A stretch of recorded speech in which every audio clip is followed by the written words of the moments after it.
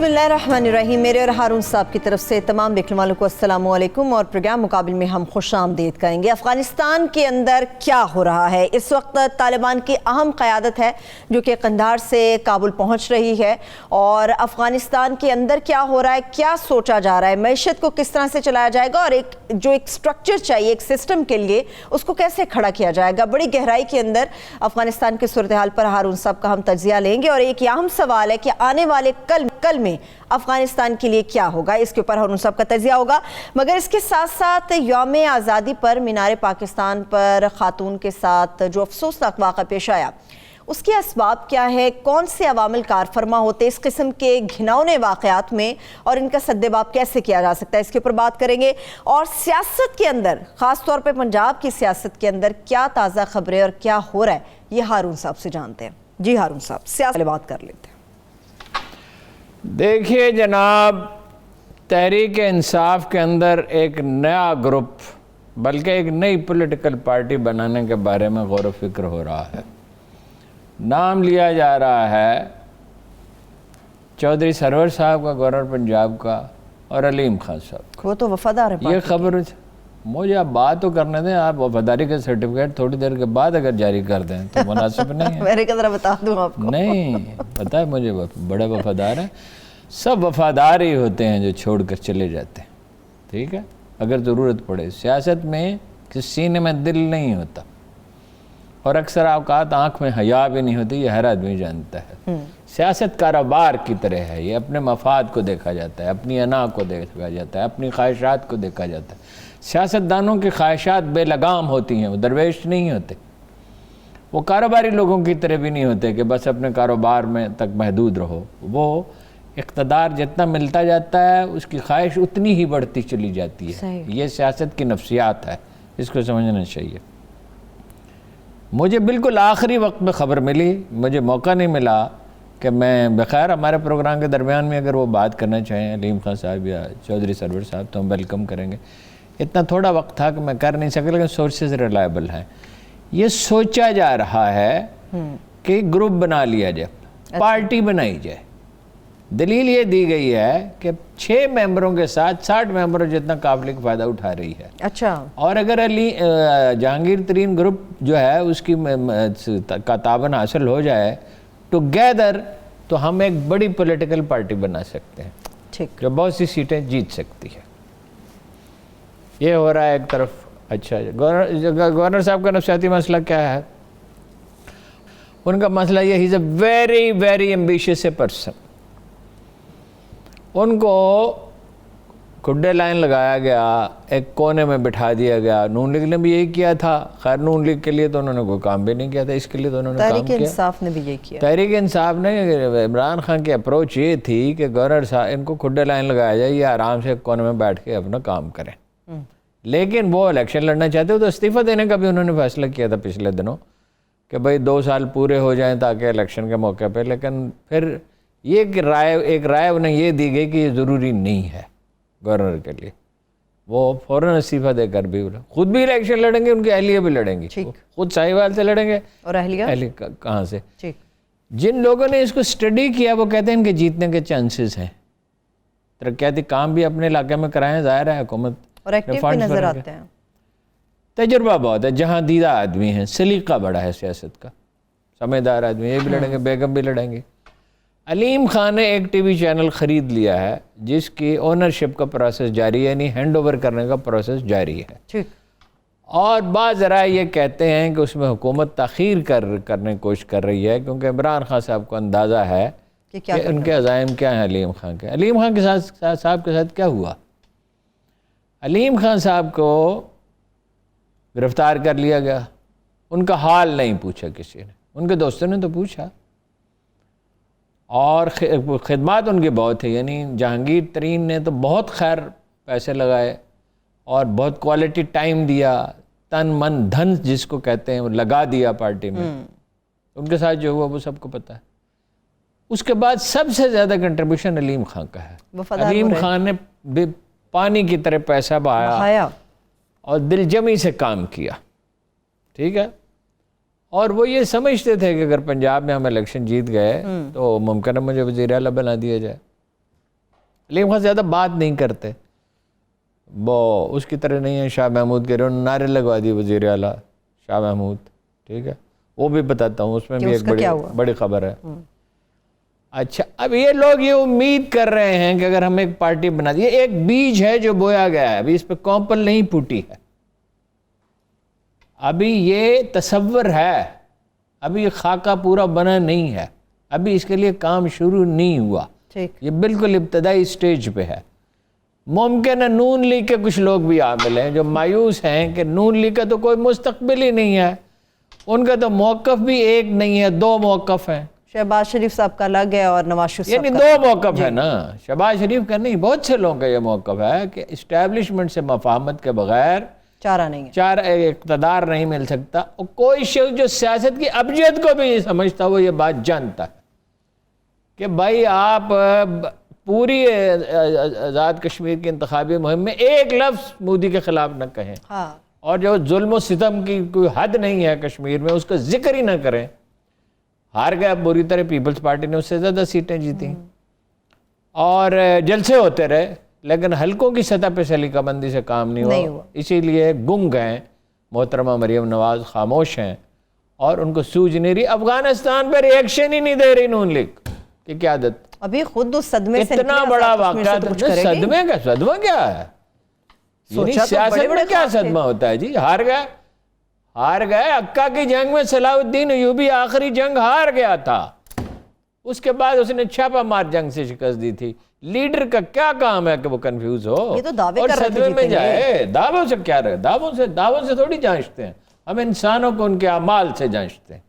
حضرت عمر فاروق اعظم سے کسی نے کہا ایک آدمی کے بارے میں کہ غلطی ہو گئی ہے مگر نیک نیت آدمی ہے، انہوں نے کہا جو نیتوں کا حال جانتے تھے، یعنی جناب رسالت مآب صلی اللہ علیہ وسلم، وہ اللہ کے پاس چلے گئے ہیں، ہم ظواہر پر فیصلے کرتے ہیں، قوت فیصلہ نہیں ہے، وحدت فکر نہیں ہے پارٹی میں۔ یہ لوگ یہ سمجھتے ہیں کہ کچھ نون لیگ کے لوگ بھی آ ملیں گے ہم سے، ٹھیک، یہ ہے ایک، یعنی اس کو خاکہ کہیں، منصوبہ کہیں، خواب کہیں، ایک خواب ہے کہ ایک نئی پارٹی بنا لی جائے، اور علیم خان صاحب ہرٹ بہت ہوئے ہیں، وہ آپ کو پتہ کیبنٹ کی میٹنگوں میں نہیں جاتے۔ انہوں نے کیا کیا، ایک تو جو یہ جیل ہے لاہور کی بڑی ٹاؤن شپ جیل ہے، وہاں اس کے کوئی 8-10 کروڑ روپے کے اخراجات وہ برداشت کرتے ہیں، کچھ ویلفیئر کے کام کرتے ہیں، انہوں نے دیکھا بھی نا جیل کے حالات کیا، اپنا کاروبار، وہ جیل کے حالات سبھی نے دیکھے تھے، یہ حوصلہ بہت کم لوگوں میں ہوتا ہے۔ 8-10 کروڑ روپے، 6 کروڑ روپے کم از کم سال کے، مجھے رقم ٹھیک یاد نہیں ہے، میں دیکھ کے آیا ہوں، میں گیا تھا دیکھنے کے لیے، ایکسیلنٹ کھانا وہاں لوگوں کو دیا جاتا ہے، اور گرمی سردی سے بچنے کا انتظام ہے، صفائی کا انتظام ہے، علاج کے تینوں طرح کے انتظامات ہیں، homeopathic, herbal medicine, MBBS doctor ہر مریض کے لیے، اچھا پھر ان کے نہانے دھونے کا بندوبست، صابن کا، یہ وہ ایک برتن، پورا انتظام کیا انہوں نے، یہ اس پہ انہوں نے توجہ دی، یہ تو اچھا ہی کیا۔ بہرحال کوئی وہ شہباز شریف بھی گئے، نواز شریف بھی گئے، حمزہ بھی گئے، لاتعداد لوگ ہیں، کسی نے یہ تو نہیں کیا، لیکن بہرحال جو وسائل ان کے پاس ہیں، ایمبیشن ہے، آرام سے تو نہیں بیٹھ سکتے، تو وہ بھی جو ہے نا مطلب آزردہ ہے، ان سے کوشش کی گئی کہ انہیں جہانگیر ترین کے خلاف استعمال کیا جائے، لیکن کچھ زیادہ حرکتوں نے کیا۔ اب یہ کام فیاض الحسن چوہان کو سونپا گیا، سبحان اللہ، امنگ آل دا پیپل، ٹھیک ہے جی۔ جنرل پیٹن ایک ڈھونڈا ہے، ایک آپ کو پتہ ہے جنرل پیٹن کون تھا؟ جنرل پیٹن ایک جنرل تھا جو بڑی گالیاں بکتا تھا۔ ابراہم لنکن نے جنرلوں کو جمع کیا اور کہا مجھے تمغوں والے جنرل نہیں چاہیے، مجھے ایک جنرل چاہیے جو جنگ جیت کر دے، امریکہ کو متحد کرے۔ اچھا، تو general pattern was the person جس کے نام پہ اتفاق ہو گیا، اس کے نام پہ ٹینک بھی بنا ہوا ہے، اس میں فلم بھی بنی ہے جنرل پیٹن پہ، گالیاں بہت بکتا، بہت گریٹ جنرل۔ تو یہ جنرل پیٹن انہوں نے ڈھونڈا ہے جہانگیر ترین گروپ کو کمزور کرنے کے لیے، یہ مذاکرات کر رہا ہے جہانگیر ترین گروپ، ایک آدمی کو تو توڑ لیا، ٹھیک ہے، نذیر چوہان کو، کہ آپ کے ترقیاتی کام کرائیں گے۔ میں تو حیران ہوں اس چائس پہ، ہیں جی، پہلے تو میں فردوس عاشق وان پہ حیران تھا، اب اس پہ حیران تھا۔ ایک واقعہ یہ رونما ہوا ہے کہ سلیمان نعیم جنہوں نے شاہ محمود کو شکست فاش دی تھی، 6000 ووٹوں سے ہرا دیا تھا، وہ پارٹی کے ممبر تھے، ان سے ٹکٹ کا وعدہ تھا۔ جس دن کاغذات نامزدگی داخل ہونے تھے، شاہ محمود نے اسے کہا میں دونوں سیٹوں پہ لڑوں گا، اور جو سیٹ میں خالی کروں گا، مطلب میں وزیر اعلیٰ بن جاؤں گا، امید ہے اگر میں بن گیا تو ایم این اے کی سیٹ تو میں دے دوں گا، اگر میں وزیر اعلیٰ نہیں بنتا تو ایم پی اے کی سیٹ تو میں دے دوں گا۔ اس نے کہا شاہ محمود صاحب یہ وعدہ آپ 7 آدمیوں سے کر چکے ہیں، وہ ہمارے ساتھ لائن اور پہ اگر آپ نہیں، وہ لائن پہ لے لیتے ہیں ان کو۔ دوسرا کمال اس میں یہ ہے کہ ان پہ شاہ محمود نے مقدمہ درج کرا دیا ان پہ کیس کر دیا کہ اس کی تو عمر ہی پوری نہیں ہے، تو بچہ ہے۔ نادرا نے 12 صفحے کی رپورٹ دی کہ اس کی عمر پوری ہے، 25 سال 4 مہینے، 25 سال عمر چاہیے۔ چیف الیکشن کمیشن صاحب نے کیا کیا ان کے ساتھ؟ وہ تو الیکشن کمیشن میں چلے گئے، الیکشن کمیشن نے ایک سماعت پہ فیصلہ سنا دیا، ان کو ڈی سیٹ کر دیا۔ Event two supreme court. Supreme court میں کیا ہوا؟ پہلے ایک بینچ سماعت کرتا رہا، پھر وہ دوسرا بینچ بن گیا، نئے جج صاحب آ گئے، 20 فروری 2020 کو فیصلہ ہوا، اور 1.5 سال کے بعد پرسوں نے بحال کیا، پرسوں یا ترسوں، اب وہ ڈٹے ہوئے ہیں، اور جیتنے کے بعد وہ کس کے پاس گئے؟ جہانگیر ترین کے پاس۔ تو آئیے پھر ان سے بات کر لیتے ہیں سلمان صاحب سے۔ اور یہ اس کے ساتھ انہوں نے کیوں کیا؟ عمران خان صاحب کو سارے قصے کا علم تھا، 4 دفعہ ان کی ملاقات ہوئی، عمران خان صاحب نے کہا آپ کے ساتھ زیادتی ہو رہی ہے، مگر اس زیادتی کے تدارک کے لیے کچھ نہیں کیا۔ اس سے انہیں غرض نہیں ہوتی پارٹی میں کون کس کا گریبان پکڑ رہا ہے، کون کس کو روند رہا ہے، اس سے وہ بے نیاز ہے، وہ عالم بالا کے آدمی ہیں، ہاں جی، آسمان پہ رہتے ہیں۔ اگر وہ ساتھ ہیں تو ان سے پوچھیں، ساتھ ہیں، ہمارے ساتھ ہی موجود ہیں، بات کریں۔ ٹھیک ہے، السلام علیکم سلمان صاحب، بہت شکریہ آپ کے وقت کا۔ ابھی آپ کے کیس کے حوالے سے ہارون صاحب بات کر رہے تھے، تو خان صاحب سے آپ کے بہت شکریہ جی، آپ نے مجھے اپنے شو میں بہت شکریہ، آپ کے بھی وقت کا بہت شکریہ۔ تو ذرا بتائیے گا کہ کب تک آپ ڈٹے رہیں گے اب، اور کیا چاہ رہے ہیں آپ؟ تحریک انصاف کے حوالے سے ترین صاحب کی طرف مڑیں گے یا خان صاحب سے ایک اور ملاقات کریں گے اب آپ؟ جی دیکھیں، میں جب آزاد حیثیت سے منتخب ہوا تو آپ کو پتا ہے کہ اس وقت پنجاب میں انڈیپینڈنٹ کی ضرورت تھی پی ٹی آئی کو گورنمنٹ بنانے کے لیے، حالانکہ نون کی سیٹیں زیادہ تھیں، 10 یا 8-9 سیٹیں زیادہ تھیں، ان کو انڈیپینڈنٹس کی ضرورت تھی۔ تو مجھے بہت ساری اور پارٹی سے بھی آفر ہوئی جو ہے وہ، لیکن میں نے پی ٹی آئی کو پریفر کیا، اور بغیر کسی مفاد کے کیا۔ میں نے ان سے کوئی یعنی پیسے نہیں لیے، کوئی میں نے عہدے کی ڈیمانڈ نہیں کی، بغیر کسی مفاد کے، بغیر کسی شرط کے میں ان کے ساتھ شامل ہوا۔ اس کے بعد بھی اگر شاہ محمود صاحب نے یہ سب کیا اور خان صاحب کے علم میں یہ بات تھی، تو مجھے ایک قلعہ تو ضرور میرا بنتا ہے خان صاحب سے کہ خان صاحب آپ نے بالکل 3 سال میرے حلقے کے ضائع کروا دیے، وہاں پر کوئی ترقیاتی کام نہیں ہو سکے، لوگوں کے کام نہیں ہو سکے، چھوٹے چھوٹے کام ہوتے ہیں لوگوں کے، وہ اپنے نمائندے سے ایکسپیکٹ کرتے ہیں کہ بھئی ہمارے یہ کام کروائے گا۔ تو 3 سال مجھے عدالت میں جب میرا ٹائم ضائع کروایا، میرے حلقے کے لوگوں کا ٹائم ضائع کروایا، تو میں یہ چاہتا ہوں کہ ان کا جو ہے وہ اس کا سدباب کیا جائے اور ترقیاتی فنڈز دیے جائیں میرے حلقے کو، اور تاکہ 3 سال کا ازالہ ہو سکے۔ ٹھیک ہے ہارون صاحب، آپ مزید کوئی سوال کرنا چاہیں گے؟ نہیں بس دیکھیے، اللہ تعالیٰ آپ کو ہمت دے لوگوں کی خدمت کرنے کی۔ لوگ تو انسانوں کو ان کے اعمال سے جانچتے ہیں، اور اللہ انسانوں کو آزماتا ہے۔ اس مشکل سے آپ گزر گئے، اب آپ کا کنڈکٹ لوگ دیکھیں گے کہ آپ لوگوں کے لیے کیا کرتے ہیں اور آپ کا رویہ کیا ہے، تو پھر آپ سے بات ہوتی رہے گی انشاءاللہ۔ تھینک یو سو مچ، بہت شکریہ سلمان صاحب، تھینک یو سو مچ۔ اچھا جی، بات یہ ہے، ہمیشہ خان صاحب سے میں نے یہ بات کہی کہ مردم شناسی آپ کو اللہ نے نہیں بخشی ہے۔ شاہ محمود نے وزیر اعظم بننے کے لیے اندرون ملک یا بیرون ملک بھی لابنگ کی، جی، جو افسر اس نے لگوائے ہیں، میں نام نہیں لیتا احتیاطاً، لوگ کانوں کو ہاتھ لگاتے ہیں، کہتے ہیں 10,000 روپے بھی نہیں چھوڑتے، جو افسر اس نے لگوائے ملتان۔ اچھا، ملتان میں اس نے ٹکٹوں کے ذریعے بھی بڑا مسئلہ پیدا کیا تھا، یعنی ٹکٹ کمیٹی کون سی تھی؟ جہانگیر ترین اور اسحاق خاکوانی۔ تو وہ سب لوگ جن کو انہوں نے بلایا، امیدواروں کو، عہدیداروں کو، وہ ان کے پاس گئے اور انہوں نے فیصلے کیے، اور ایک موقع پر قدرے بلند آواز میں، تلخی سے نہیں، کیونکہ تلخی غلام اسحاق خاکوانی کے مزاج میں ہے نہیں، انہوں نے خان صاحب سے کہا میں نے کسی رشتہ دار اور کسی دوست کو ٹکٹ نہیں دیا. اور یہ جو آپ سے کہا گیا ہے نا کہ میں نے کسی سے پیسے لیے، تو میں نے اس آدمی کی مخالفت کی. اگر میں نے پیسے لیے تھے تو اس کی حمایت کرتا نا. صحیح. اور میں نے میرٹ پہ ٹکٹ دی، اور ظاہر ہے میرٹ پہ دیے. آؤٹ آف 42 30 سیٹیں جیت لیں شمالی اپنے جنوبی پنجاب میں.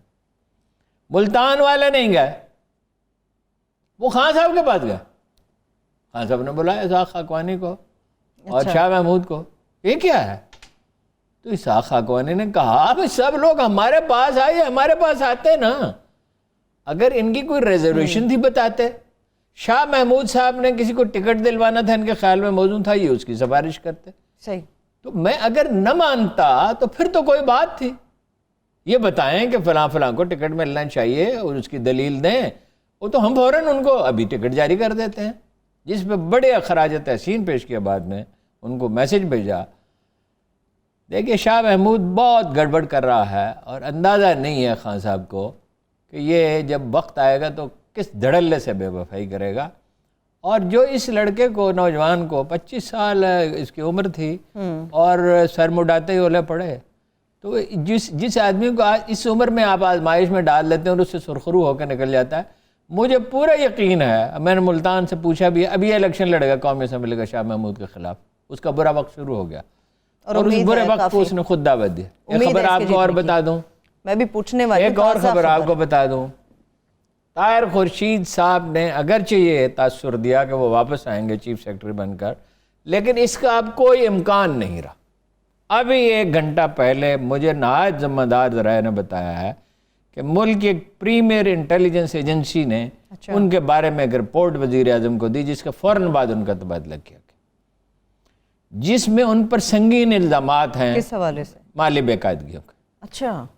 اور ایک واقعہ خاص طور پہ جو ہے، میں ابھی اس کی تفسیر معلوم کرنے کی کوشش کر رہا ہوں، بتا دوں گا. اور نیب کی انکوائری الگ ہے جو انہیں فیس کرنی پڑے گی. مگر بعض لوگوں کا خیال ہے کہ نیب کی انکوائری ہوگی ہی نہیں. میں نے پوچھا وہ کیوں نہیں ہوگی؟ انہوں نے کہا کہ اس میں تو بہت لوگ مارے جائیں گے، کیونکہ وہ اکیلے تھوڑی تھے. جو کچھ وہ اگر وہ وصول کرتے تھے، اگر یہ الزامات درست ہیں، اپنی ذات تک تو پھر وہ بڑھتا تھا. یہ تو ممکن نہیں ہے کہ پرنسپل سیکرٹری جو ہے وہ، اچھا یہ آپ کو پتا نا کہ پرنسپل سیکرٹری صاحب ڈپٹی کمشنروں کا تقرر فرما رہے تھے، اسسٹنٹ کمشنروں کا تقرر فرما رہے تھے، کمشنروں کا تقرر فرما رہے تھے. چیف سیکرٹری جو ہے اس سے کوئی پوچھ نہیں رہا تھا، کوئی سسٹم نہیں تھا. تو ان کی واپسی کا کوئی امکان نہیں ہے، اور میرا خیال ہے کہ ان کا بھی عتاب کا زمانہ شروع ہو گیا، اور اب مشکل ہے کہ انہیں کوئی ڈھنگ کے اپوائنٹمنٹ میں ملے. لیٹس سی کیا ہوتا ہے. چلیے یہ تو ہم سیاست کے اوپر تو بات کرتے رہیں گے، اب کچھ ذرا انسانیت کی بات کرتے ہیں. ارون صاحب، یوم آزادی پر لوگ اپنی اس خوشی کو سیلیبریٹ کرنے آتے ہیں، اپنے اپنے طریقے سے ہر شخص اس آزادی کو سیلیبریٹ کرتا ہے. تو جو ہوا مینار پاکستان گراؤنڈ میں، وہاں پہ آپ کو انسانیت کی کیسی شکل نظر آئی ہے؟ دیکھیے اس کے 3-4 پہلو ہیں. اگر پراپر تحقیقات ہوئی تو سب چیزیں معلوم ہو جائیں گی. درست. پہلے تو یہ بات میری سمجھ میں نہیں آئی کہ ٹک ٹاک اگر بنانا ہے تو اس خاتون کو اعلان کرنے کی کیا ضرورت تھی. اچھا. اس کا مطلب یہ ہے، میں نے اس کو بیڈ انٹینشن نہیں میں ڈھونڈ رہا، اس کا مطلب یہ ہے کہ بڑی خواہش ہے شہرت کی. 1 لاکھ فالوورز تو ان کے تھے، ایک رکشہ ڈرائیور ان کا جاننے والا اور ایک ان کا ساتھی، اس کے ساتھ وہ گئی اور وہاں رقص فرمایا. کوئی بیہودہ رقص نہیں، کوئی مطلب ہو سکتا ہے ملی نغمے پہ ہارون صاحب، یوم آزادی ملی نغمے بھی چل رہے ہوتے ہیں. تو نہیں، میں تو آپ کو جو فیکچوئل وہ پوزیشن ہے وہ بتا رہا ہوں. اور 1 دن پہلے اعلان کیا، جس کی وجہ سے لوگ پہنچ گئے بہت سارے. ٹھیک، 13 اور 14 اگست کی رات افسوسناک واقعات چھوٹے چھوٹے ہو چکے تھے. گیٹ توڑا گیا، روشنیاں توڑی گئیں، ٹھیک ہے، اور بھی کئی چیزوں کو نقصان پہنچایا گیا. قاعدہ یہ ہے کہ جہاں بہت بڑے ہجوم جمع ہوتے ہیں، عیدگاہ ہوتی ہے مثال کے طور پہ، کوئی بڑا جنازہ ہوتا ہے، وہاں ایک کافی مناسب نفری پولیس کی تعینات کی جاتی ہے. وہ موجود نہیں تھی، ورنہ یہ واقعہ اس طرح پیش نہ آتا، اس کو روک دیا جاتا. ایک معاملے کا پہلو جس کو میڈیا بالکل نظر انداز کر رہا ہے وہ یہ ہے کہ ہجوم کی ایک نفسیات ہوتی ہے. جب اس پہ پاگل پن سوار ہو جاتا ہے تو پھر سب لوگ اس میں شامل ہو جاتے ہیں. ایکسیپشنلی لوگ ہوتے ہیں جو اپنے آپ کو ذرا فاصلے پر رکھتے ہیں. وکیلوں نے حملہ کیا تھا نا اسپتال پہ, مجھے یاد ہے. بینکوں پہ حملے ہوتے ہیں, ٹھیک ہے, بعض اوقات مساجد پہ حملے ہو جاتے ہیں, دکانوں پہ حملے ہوتے ہیں, لوٹ لیا جاتا ہے ان کو, ٹھیک ہے. کراچی میں کیا ہوتا رہا برسوں تک, یہی تو چلتا رہا وہاں. اچھا, ایک پہلو یہ ہے, اس کو نظر انداز نہیں کرنا تفتیش میں. ممکن ہے یہ محض میرا شبہ ہو کہ یہ کچھ لوگوں نے پلان کیا کہ یہ موقع اچھا ہے پاکستان کو بدنام کرنے کا. میں خاتون کے بارے میں نہیں کہہ رہا ہوں, وہ تو اپنا ٹک ٹاک بنانے چاہتی تھی, اور اس کے ساتھ جو لوگ تھے. بھئی یہ موقع اچھا ہے, 2-4 آدمی چاہیے ہوتے ہیں نا, 2-4 آدمی جو اس کام پہ لگ جائیں, اور اس کے بعد اگر وہ ہجوم ہے وہ پورا کا پورا شامل ہو جائے. جیسے وکیلوں نے مریضوں کو لگی ہوئی آکسیجن کی نالیاں تک تو نکال دی. صاحب بالکل مجھے پتا ہے, مارا تھا ڈاکٹروں کو, مریضوں کو مارا تھا. مریضوں کا کیا تعلق تھا؟ جو شکایت تھی اس کا تعلق ڈاکٹروں اور مریضوں سے تو نہیں تھا. کسی ایک وکیل کے ساتھ زیادتی ہوئی یا 2 وکیلوں کے ساتھ زیادتی ہوئی, تو اس کا فورم تو وکیلوں سے زیادہ کون جانتا ہے کہ اس کا فورم کون ہے؟ اس کا فورم تو عدالت ہے, اس کا فورم تو پولیس ہے. مگر نقصان پہنچایا ڈاکٹرز اور اسپتالوں کو. دیکھیے کتنی عجیب بات ہے. میں نے وہ سسٹم خود 3 گھنٹے بیٹھ کر 2 گھنٹے کم از کم یا شاید 3 گھنٹے غور سے دیکھا ہے, سیف سٹی پروجیکٹ لاہور کا. اچھا, کوئی گلی ایسی نہیں ہے, 3 سال پہلے کی بات ہے, کوئی گلی ایسی نہیں ہے کہ آپ کہیں کہ اچرا کی فلاں گلی دکھا دو مجھے, یا باغبان پورہ کی فلاں گلی مجھے دکھا دو, ٹھیک ہے, یا جوہر ٹاؤن کی فلاں گلی دکھا دو, یا شادرہ کی فلاں گلی. تو وہ گلی آپ کو پوری ٹریفک ایک آدمی دکھا نہ دے. پھر کیا ہوا؟ اس کے آدھے کیمرے خراب, آدھے. تو بڑا بنیادی طور پر یہ منصوبہ ناقص ہے. جن لوگوں نے اس کو کنسیو کیا, اسلام آباد میں تو کہا جاتا ہے رحمان ملک پیسے ہی کھا گیا, کہا جاتا ہے. اب اس کی کسی نے تفتیش کی نہیں, ٹھیک ہے. اور ٹھیکیدار نے مجھ سے یہ کہا کہ مجھ سے انہوں نے یہ کہا کہ اس کو بڑھاؤ, اس کے بڑھاؤ, پیسے بڑھاتے رہو. مطلب 1 ارب کا ہے تو 4 ارب کر دو, 5 ارب کر دو, 6 ارب کر دو. اب اس کی تحقیقات تو کوئی کرتا نہیں ہے. رحمان ملک جیسے لوگوں کی تفتیش کون کرے؟ وہ بہت سے لوگوں کے لاڈلے ہیں, بہت سے لوگوں نے ان سے بہت سے کام لینے ہوتے ہیں. وہاں بھی برا حال ہے, وہاں بھی بہت سے کیمرے خراب ہیں. آدھے کیمرے کیسے خراب ہو گئے؟ نمبر 1. نمبر 2, برطانیہ جیسے امیر ملک میں بھی یہ نہیں ہوتا کہ سارے کیمرے حکومت خریدے گی. بینک والے خریدیں گے اپنا کیمرہ, ریسٹورنٹ والے خریدیں گے, ہوٹل والے خریدیں گے, سپر سٹور والے خریدیں گے, اپنی حفاظت کو سب مد نظر رکھیں, اور اس کو ایک مرکزی نظام ہوتا ہے, اس کے ساتھ مربوط کر دیا جاتا ہے. چنانچہ دن رات. پہلی بات تو یہ ہے کہ پولیس تھی کیوں نہیں, دوسری بات یہ کہ مانیٹرنگ کیوں نہیں تھی. اس آئی جی صاحب کو ود آل ڈیو ریسپیکٹ, ہو سکتا ہے وہ بہت ہی اچھے آدمی ہوں, کوئی حق نہیں ہے کہ اپنی سیٹ پہ بیٹھے رہیں. آپ نے ڈی اے جی آپریشن کو ہٹا دیا, ایس ایس پی آپریشن کو ہٹا دیا, فلاں ایس ایچ او کو ہٹا دیا, ڈی ایس پی کو ہٹا دیا, فلاں کو ہٹا دیا. اوپر بھی ہاتھ ڈالیں. آئی جی صاحب کو چاہیے کہ ریزائن کر دیں. کوئی حق نہیں ہے. انہیں یہ معلوم نہیں ہے کہ مینار پاکستان پہ جہاں 1 لاکھ سے زیادہ لوگ جمع ہوا پولیس ہونی چاہیے. انہیں یہ معلوم نہیں ہے کہ اس کی مانیٹرنگ کی جاتی ہے. 2-2.5 گھنٹے کیسے لگ گئے؟ پولیس والے کہتے ہیں 1.5 گھنٹہ. 1.5 گھنٹے میں اس خاتون کی فرض کیجئے کوئی غلطی بھی تھی چھوٹی موٹی, مگر ایسا بہیمانہ سلوک, ایسی وحشت, ایسی درندگی.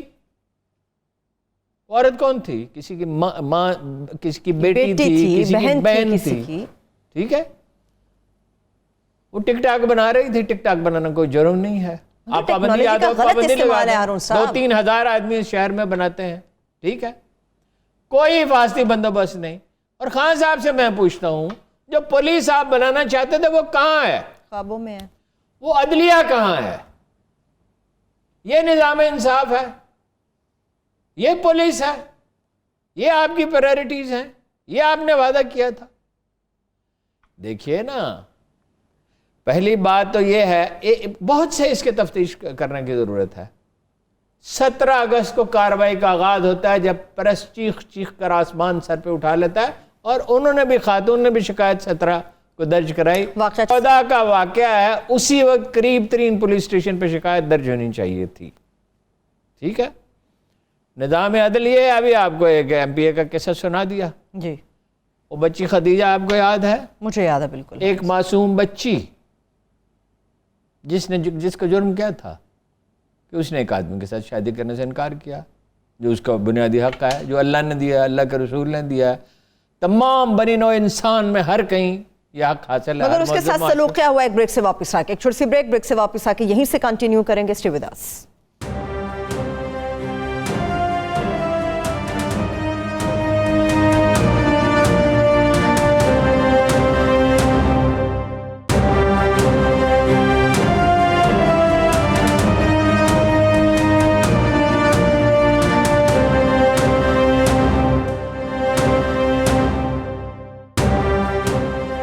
Welcome back. ختیجہ کے واقعے کے اوپر ہارون صاحب ہم بات کر رہے تھے، اس کے ساتھ کیا ہوا؟ وہ ایک معصوم بچی، ایک نہایت سادہ شریف خاندان کی معصوم بچی، وہ شادی نہیں کرنا چاہتی. 23 خنجر کے وار اس پر کے 23. ایک خنجر کا وار اگر کسی پہ ہو جائے تو عمر بھر اس کی نفسیات پہ اس کا اثر رہتا ہے. اس کے اوپر 23 دفعہ وار. اور وہ یہ ہمارا عدالتی نظام یہ ہے جو بے پناہ گواہیاں طلب کرتا ہے، جس میں غیر ضروری طویل بحث ہوتی ہے. میں سوڈان گیا تھا یہ جیسے دیکھنے کے لیے 2000 میں کہ جرائم کیوں کم ہے. اچھا. پتہ چلا 3 دن میں مقدمے کا فیصلہ ہو جاتا ہے، نمٹا دیتے ہیں. وہ کو پیچیدہ ہو تو زیادہ وقت بھی لے لیتے ہیں. اگر فرض کیجئے کسی مقدمے میں پیچیدگی اور سمجھ نہیں آ رہی اس کی تو وہ 2 مہینے چل سکتا ہے. عموماً 3 کروڑ کی اس وقت آبادی تھی، قتل کے صرف 2 مقدمات تھے. میں حیرت زدہ رہ گیا اور مجھے اس کا راز جلدی معلوم ہو گیا. میں ایک منسٹر سے ملنے کے لیے گیا تو مجھے کسی نے گیٹ پہ روکا ہی نہیں. اب میں حیران پریشان دفتر میں داخل ہو چکا ہوں، منسٹر کا دفتر ڈھونڈ رہا ہوں. تو میں ایک دروازہ کھولا، ایک خاتون تشریف فرما تھی، تو ان سے پوچھا کہ منسٹر صاحب کس کمرے میں بیٹھتے ہیں؟ اس نے کہا 7 والے کمرے میں بیٹھتے ہیں. میں ان کے کمرے میں داخل ہو گیا. انہوں نے کہا ویلکم. میں نے انہیں صرف فون کیا تھا، میں جرنلسٹ ہوں، پاکستان سے آیا ہوں آپ سے ملنے. انہوں نے کہا موسٹ ویلکم. پھر انہوں نے مجھ سے پوچھا آپ کیا پئیں گے، گرم یا ٹھنڈا؟ مجھے یاد نہیں میں نے ان سے کیا کہا. وہ اٹھے، انہوں نے ایک تھرمس، وہیں اٹھے، اپنی کرسی سے اٹھے، گرم پانی کا تھرمس نکالا اور وہ ایک کپ میں ڈالا اور کہا کہ آپ شوگر بھی لیں. میں نے کہا شوگر بھی لوں گا. اور پھر اس سے انہوں نے پاکستان کے اور سوڈان کے تعلقات پر نہایت بامعنی مختصر گفتگو کی اور کہا کہ آپ کوشش کریں کہ یہاں سے ایک وفد جائے اور وفد میں ہماری جو بلیک پاپولیشن ہے 30%، اس کی ضرور نمائندگی ہو. اور ہم بہت محبت کرتے ہیں پاکستان سے، ہمارے بہت سے سوڈانی پاکستانیوں میں پاکستان میں پڑھے ہیں. ٹھیک ہے، مجھے سمجھ آ گئی کتنا سمپل طریقہ ہے. ایک آدمی نے مجھے روکا، میں دریائے نیل پہ جا رہا تھا، میرے ساتھ جا رہا تھا. میں گورنر سے ذرا مل لوں. میں نے کہا تو پاگل ہے، ادھر شام گزر رہی ہے تو گورنر سے ملنے جا رہا ہے. اس نے کہا 5 منٹ میں واپس آؤں گا. اچھا. میں نے کہا 5 منٹ میں؟ اس نے کہا زیادہ زیادہ 10 منٹ میں. 10 منٹ میں گورنر سے اپنی فائل پہ دستخط کرا کے وہ واپس آ گئے. آپ ایک نظام کو چلاتے کس طرح ہیں؟ یہ نظام عدل ہے جس میں 2.5 سال کے بعد ایک ایم پی اے کے بارے میں یہ فیصلہ آتا ہے. یہ پولیس ہے جس کے اپنے بقول وہ 1.5 گھنٹے کے بعد پہنچتی ہے. وہاں اندھے تھے جو لوگ تھے، کسی نے ٹیلی فون نہیں کیا. کہتے ہیں جی 15 کو ٹیلی فون کیا، 3 دفعہ 2211 پہ کیوں نہیں فون کیا؟ 1111 کسی کو کرنا چاہیے تھا.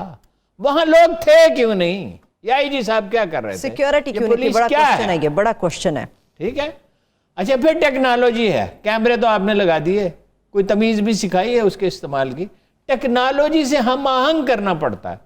پولیس آپ کی 18ویں صدی کی ہے، اتنا بڑا پیٹ نکلا ہوا ہے، ایک آدمی ڈپریس ہے، سڑک پہ پیدل جا رہا ہے. کیا کسی کو پکڑیں گے؟ کیا جس کے ذہن میں یہ سوال ہے کہ میں 200-400 روپے بناؤں، 1000 روپے 2000 روپے، اور پھر گھر جاؤں میں روز مجھے اور منصور آفاق صاحب کو جو مشہور شاعر ہیں، ایک گلی میں ایک پولیس کی جیپ نے روکا، پچھلے برس کی بات. اچھا. کون ہے، کدھر جا رہے ہیں؟ میں نے کہا سامنے ہمارا گھر ہے، اس میں جا رہے ہیں.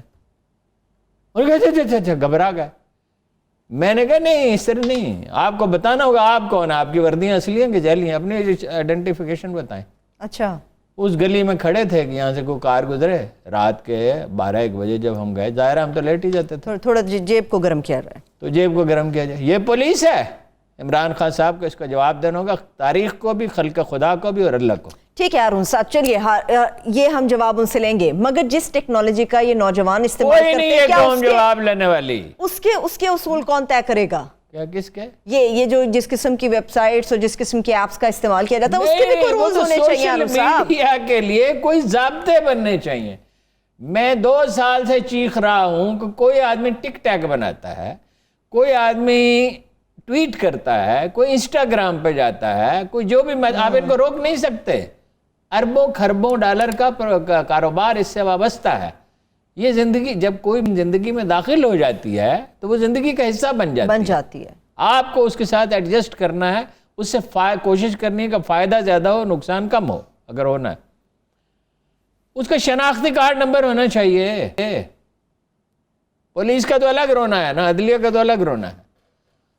ایک آدمی مجھ پہ الزام لگاتا ہے کہ اس نے بینک پہ ڈاکہ ڈالا ہے، اور وہ کر سکتا ہے اپنا، یہ تو ڈاکو ہے تو رات کو جب پروگرام کر کے جاتا ہے تو بینک لوٹتا ہے۔ صحیح، ٹھیک ہے، اس کا شناختی کارڈ نمبر تو ہو جو یہ الزام تراشیاں کر رہا ہے۔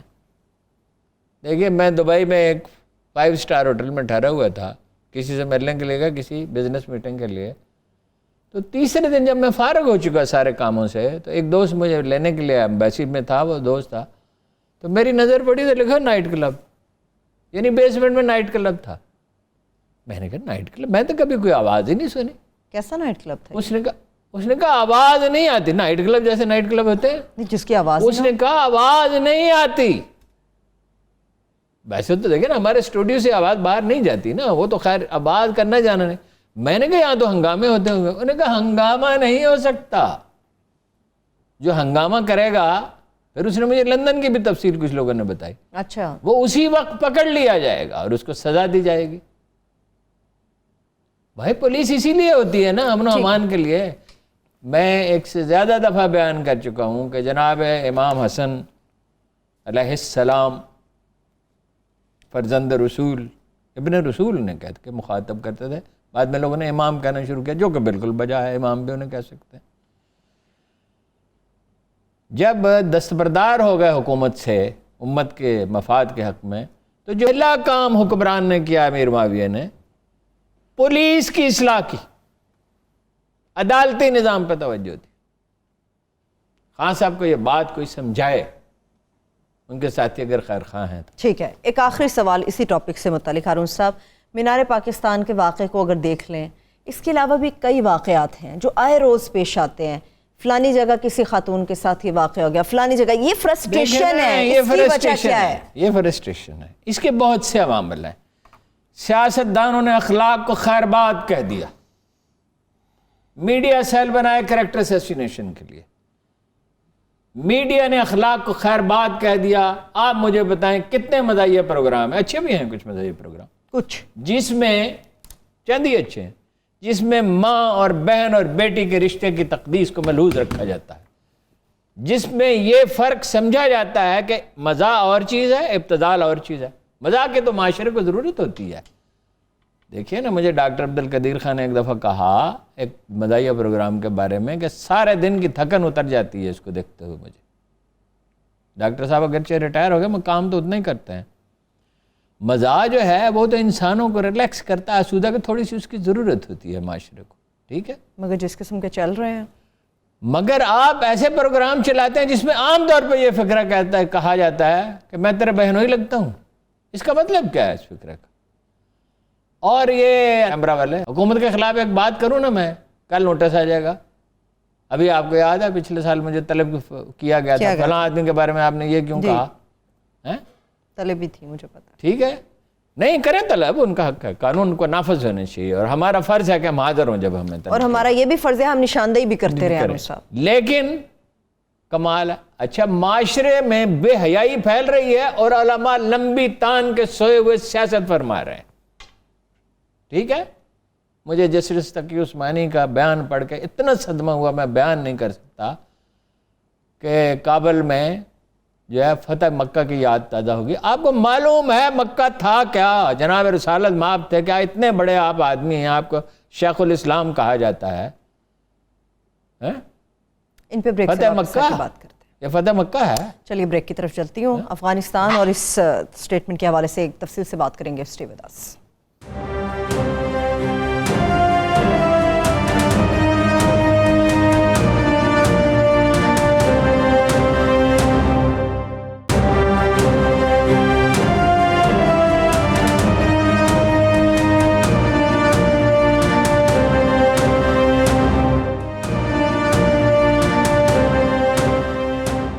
Welcome back. Justice Taqi Usmani صاحب نے جو فتح مکہ سے ریلیٹ کیا تھا وہ تو بس اتنا ہی تبصرہ کافی ہے. ابھی بتائیے معاشرے کی اخلاقی تربیت علماء کا کام ہے.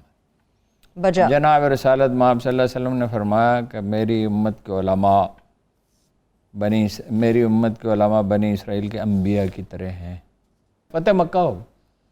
فتح مکہ سے تشبیہ دی تھی ہیرلڈ لیم نے صلاح الدین ایوبی کو. تو صلاح الدین ایوبی نے تو پریکٹیکلی کر کے دکھا دیا تھا نا. طالبان نے اعلانات تو نہایت اچھے کیے اور اگر کوئی اس کی داد نہ دے تو ناانصاف ہے. ابھی فارن پالیسی لیکن سوال یہ پیدا ہوتا ہے کہ انہوں نے کیا کیا ہے. ابھی ان کا ماضی کا ریکارڈ تو زیادہ اچھا نہیں ہے اور حال کا مستقبل بھی پتلا ہے. مولوی فقیر حسین کو انہوں نے رہا کر دیا ہے جس نے تمام جہادی گروپوں کو جس میں القاعدہ شامل ہے اور ISIS شامل ہے. داعش کو اور القاعدہ کو مبارکباد دی ہے. تمام جہادی گروپوں کو تو یہ شامل ہے نا اس میں. طالبان کو تو خیر مبارکباد دی تو دینی ہی چاہیے. انہوں نے ایک امپیریلزم کو شکست دی ہے. ایک بڑا تاریخ ساز واقعہ ہے. اب سوال یہ پیدا ہوتا ہے کہ یہاں آئے شمالی یعنی اتحاد کے لوگ یہاں آ کے بیٹھے ہوئے ہیں اور بڑی دانائی کا فیصلہ کیا ان کو بلایا. میں ترتیب وار چلوں بجائے اس کے بعد بکھر جائے. دیکھیے مسائل کیا ہیں ان کے سامنے. پہلا مسئلہ ہے حکومت سازی کا. کون ہوگا امیر اور کون ہوں گے گورنر اور کون بنے گی کابینہ. ابھی ایک نگران حکومت تو شاید وہ قائم کر سکتے ہیں اور پوری حکومت مستقل حکومت نہیں کر سکتے. اس کی وجہ یہ ہے کہ نیچے جو کیڈر ہے اس کا بڑا پریشر ہے. اس نے تو جان دی ہے لوگوں نے شریعت کے لیے. وہ تو کہیں شریعت نافذ کرو. اور مغرب کہتا ہے کہ شریعت کا نفاذ ہوتا ہے. جسٹن ٹروڈو نے تو کہہ دیا کینیڈا کے حالانکہ انہیں ٹالنٹ آدمی سمجھا جاتا تھا. بڑا افسوس ہوا ان کا بیان پڑھ کے کہ ہم تسلیم ہی نہیں کریں گے. جرمنی نے امداد روک دی, IMF نے امداد روک دی, امریکہ نے احساس منجمد کر دی. پہلے تو حکومت کی تشکیل ہے انکلوسیو حکومت جس میں سب لوگ شامل ہوں. اب کریم خلیلی صاحب نے کہا جو نہایت ایک سنجیدہ آدمی ہیں کہ ہمارے جو نمائندے حکومت میں اگر یہ لینا چاہیں گے تو ہم سے پوچھ کے لیں. اچھا یہ نہیں کہ ہم میں سے کسی آدمی کو نامزد کر دیں مرضی سے. جیسے جھگڑا چل رہا تھا عمران خان صاحب کہہ رہے تھے 3 سال کہتے رہے کہ میں کاپ لیگ سے وزیر تو لوں گا ایک اور لیکن اپنی مرضی کا لوں گا. تو انہوں نے کہا اپنی مرضی کا آپ نہیں لے سکتے, ہم دیں گے ہی نہیں. پھر آخر منہ نہ چلائی گلا. یہ تو ایک چھوٹا سا قضیہ تھا. ترکمان ہیں, تاجک ہیں, ازبک ہیں, ہزارہ جات ہیں, نورستانی ہیں. نورستانی ایک چھوٹا گروہ ہے. سوال یہ ہے کہ ان کو کس طرح شامل کریں گے. یہ آسان نہیں ہوتا انقلابی گروہوں کے لیے. جذبات کی شدت ہوتی ہے. ایران میں انقلاب آنے کے بعد کیا کیا کچھ نہیں ہوا تھا, لیکن ایران ایک جدید معاشرہ تھا. افغانستان اسے صدیوں پیچھے, وہ تو زرعی دور میں بھی داخل نہیں ہوا. وہ پراپر زرعی دور میں داخل نہیں ہوا.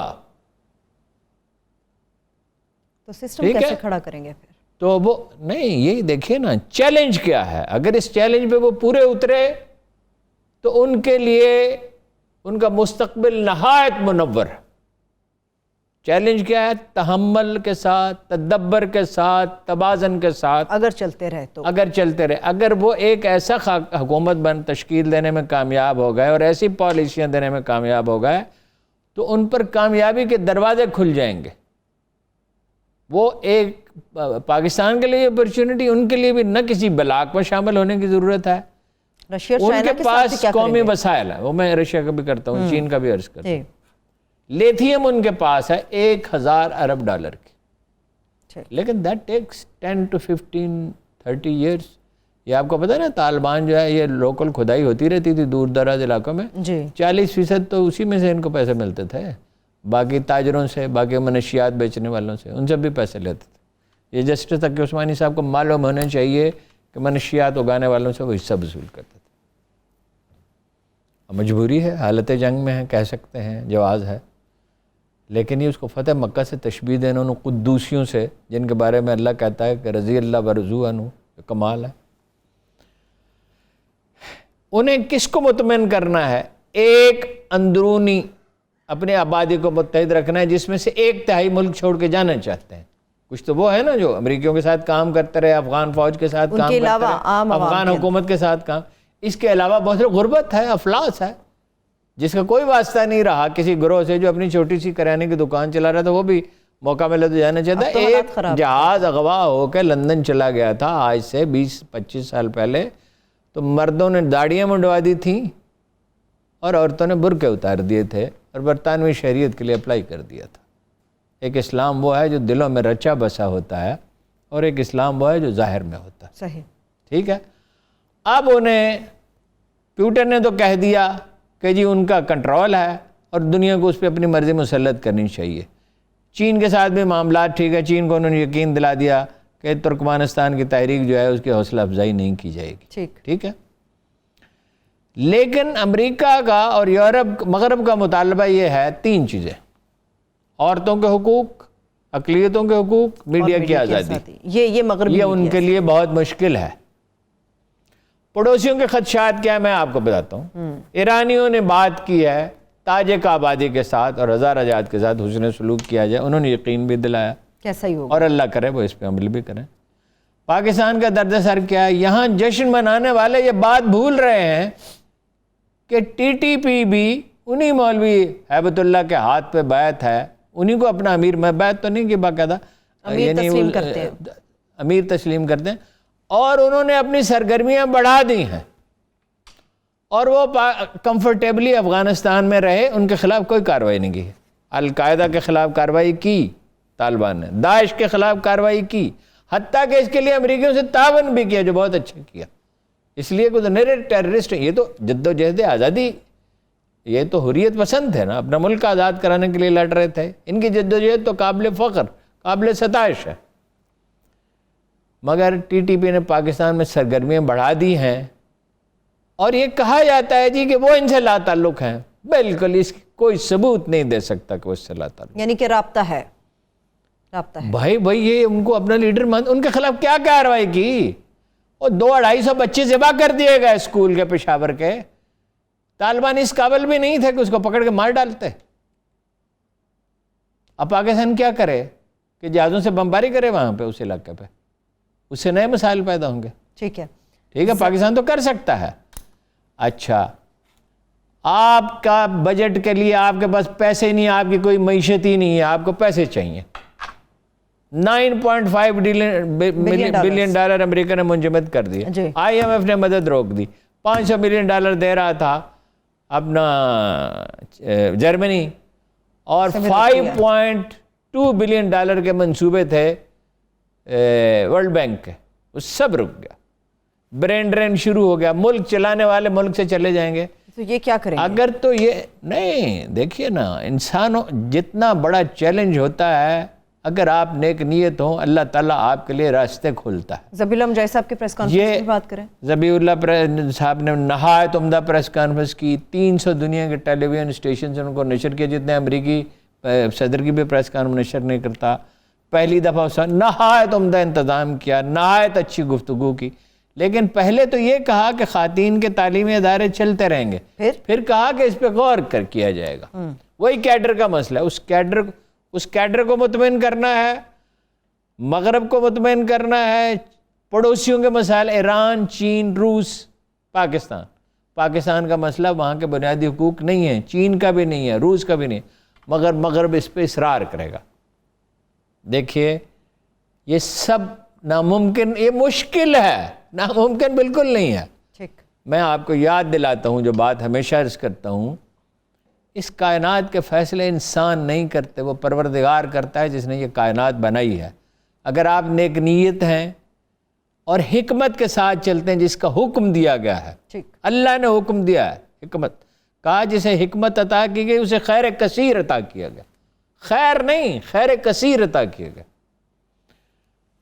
تو آپ ہمیں بھی تو ہم کو مغرب کی شریعت پہ چلتے ہیں، پاکستان سعودی عرب چلتا ہے، ان سب ملکوں کو انہوں نے تسلیم کیا نا، دھیمے پن کے ساتھ، تحمل اور سلیقہ مندی کے ساتھ ایک نگران حکومت بنائیں، عالی ظرفی کا ثبوت دیں۔ مکہ مکرمہ میں کون لوگ رہتے تھے جب مکہ فتح ہوا تھا؟ جنہوں نے رسول اللہ صلی اللہ علیہ وسلم کی جان لینے کی کوشش کی تھی، اس عظیم مقدس پاکیزہ ہستی کی جیسا انسان کبھی آسمان نے اور زمین نے دیکھا ہی نہیں ہے۔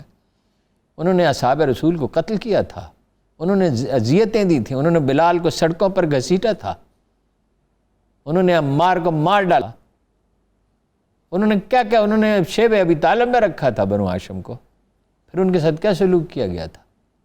اگر آپ کے ساتھ پاس یہ ظرف ہے، اس کا آپ مظاہرہ کریں، اللہ تعالیٰ آپ کو توفیق دے، تو آپ کا مستقبل صرف منور نہیں ہے، دنیا کے لیے آپ ایک مثال بن جائیں گے اگر اسلام کی حقیقی روح کو آپ سمجھتے ہیں۔ ٹھیک ہے، یہ جو مساجد سے اعلان انہوں نے کروائے ہیں ہارون صاحب کہ لوگ یہاں پہ رہے، انہیں مکمل امان ہے، عام معافی ہے، کوئی خطرے کی بات نہیں، یہیں سے اپنا دیکھیے نا جی، ایک تو وہ لوگ ہیں جو امریکہ کے لیے کام کر رہے تھے، فوج کے لیے کر رہے تھے اور حکومت کے لیے کر رہے تھے، ایک تو وہ لوگ ہیں انہیں تو وہ لے جانا چاہتے ہیں، انہیں تو وہ لے جانا، 20,000 برطانیہ، 20,000 کینیڈا، کچھ امریکہ، 7,000 کو تو وہ لے بھی گئے، اور لوگ بھی لے، جرمنی میں بھی کچھ لوگ چلے جائیں گے، کچھ لوگ ہیں جو غربت کی وجہ سے جانا چاہتے ہیں۔ چلیے وقت اچھا، کچھ لوگ اس لیے جانا چاہتے ہیں کہ اقوام متحدہ کے اگر اس لیے جانا چاہتے ہیں غربت سے نجات پائیں، کوئی معیشت تو ہے نہیں۔